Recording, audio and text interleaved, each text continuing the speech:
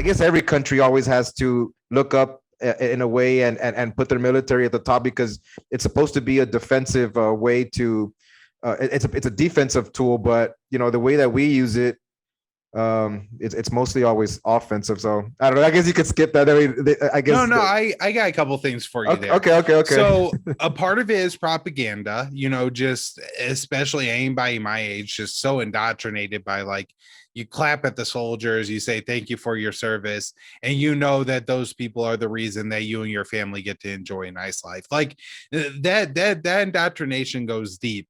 Also, there's I'm pretty sure it's Tom Secker. Man, I gotta look up this guy's name because I had to say I'm pretty sure every time, but he FOIAs like Hollywood movies and finds out like if you see a movie with an F-35 or like US military equipment, like the Transformers movies and stuff like that, well, the Pentagon lets these companies use that military equipment as long as they get a look at the script and get to do some altering and stuff like that.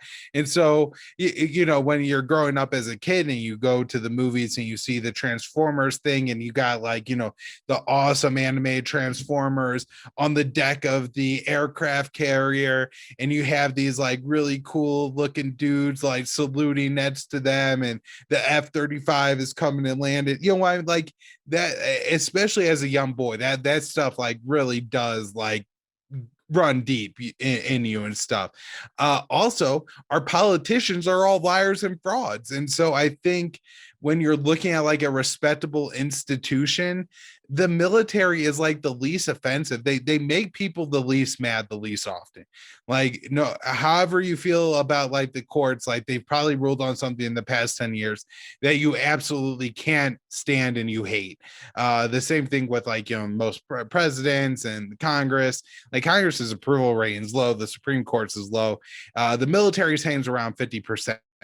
I guess another thing is that this certainly wasn't the case when I lived on the East Coast.